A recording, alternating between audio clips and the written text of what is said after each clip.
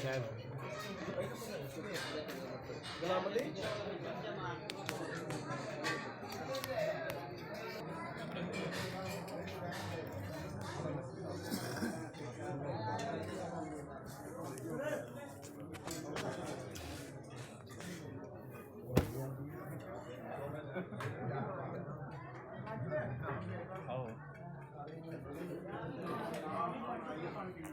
ये किया ना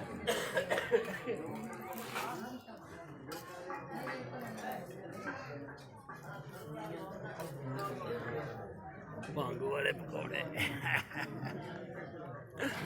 भांग वाले ब्लेड